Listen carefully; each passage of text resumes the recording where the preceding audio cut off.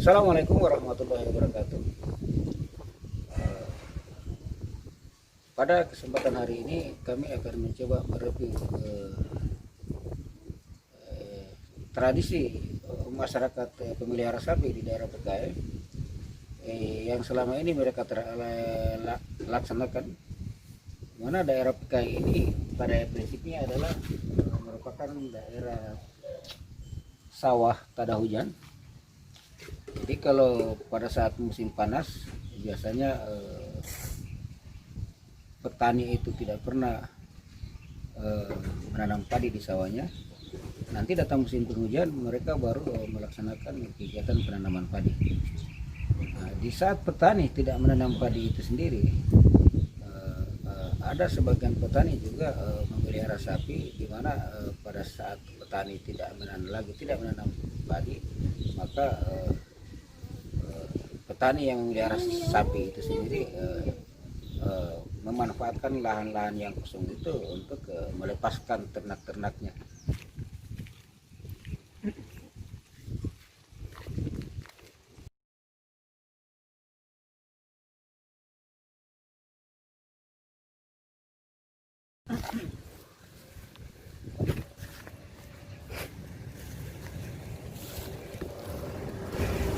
Ini kita bisa lihat ini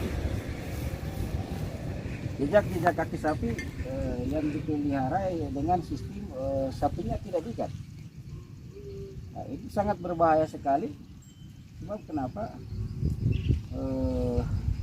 Ada sebagian dari warga masyarakat itu dia juga menanam lahannya dengan seperti di sana itu bisa dilihat.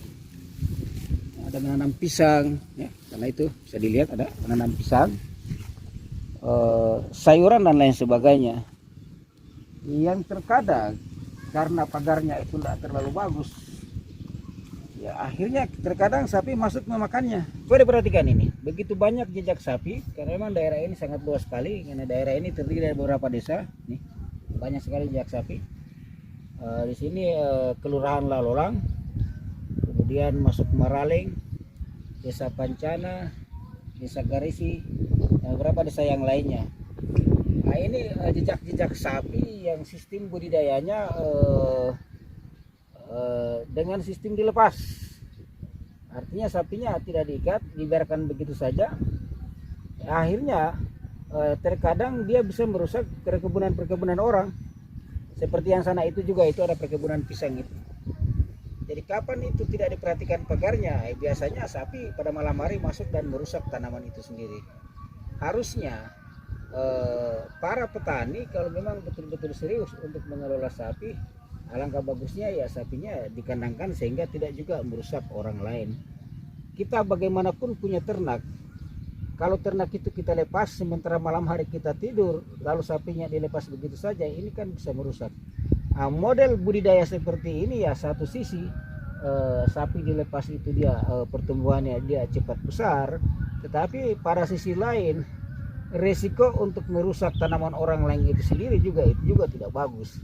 Nah, makanya model-model budidaya seperti ini harusnya jangan terjadi. Sebab kenapa? Kasihan yang punya perkebunan, karena yang punya sapi sendiri juga kadang dia tidak tahu bahwa barangnya itu memakan tanaman orang. Sementara di sisi yang lain juga ya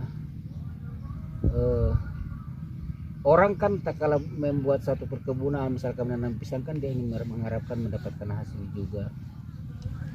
Jadi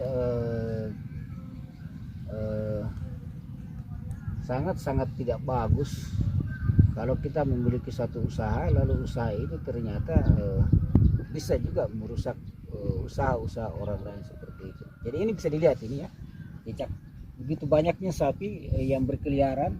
Hanya saya lihat sekarang ini yang sekitar puluhan yang kelihatan, biasanya itu yang punya sapi itu sampai ratusan. Dan itu bukan milik satu orang saja, milik banyak orang.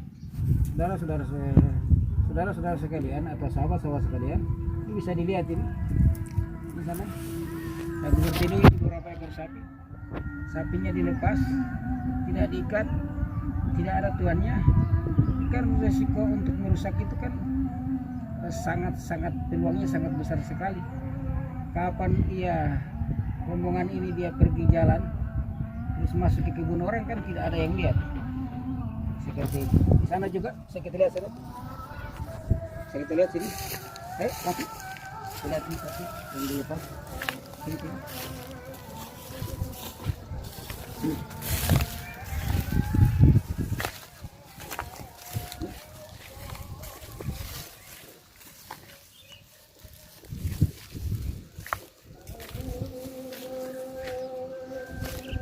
Jejak-jejak kaki sapi banyak sekali yang malam hari berkeliaran.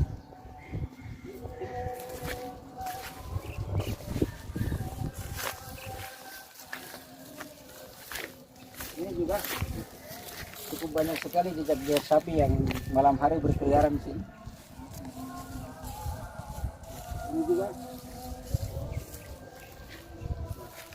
sapinya tidak diikat.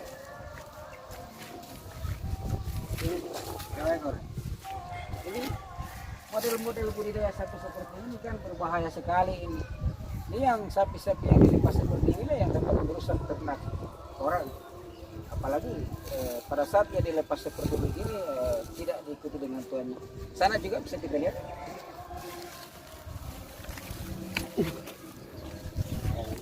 Dalam sawah.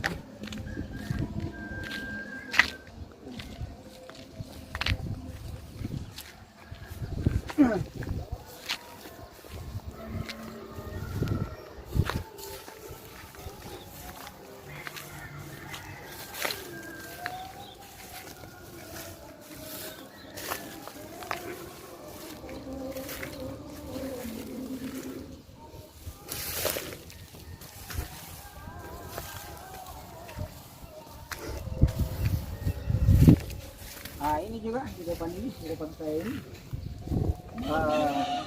sapinya juga dilepas tidak ada ikatannya. Sana juga itu dilepas tidak ada ikatannya. Ini berapa ekor sekarang? 1, 2, 3, 4, 5, 6, 8 ekor.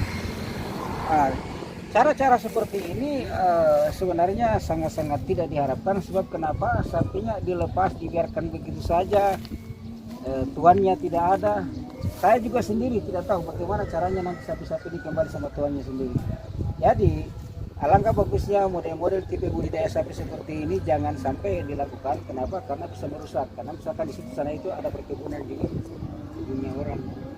Dikhawatirkan kapan kebunnya itu pagarnya tidak bagus, dengan mudah sapi seperti ini bisa masuk. Oke, sahabat-sahabat sekalian, inilah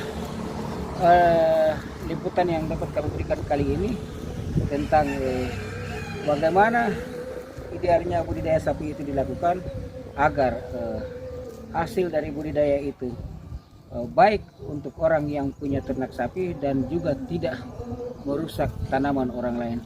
Akhirnya kami tutup liputan kali ini dengan ucapan wassalamualaikum warahmatullahi wabarakatuh.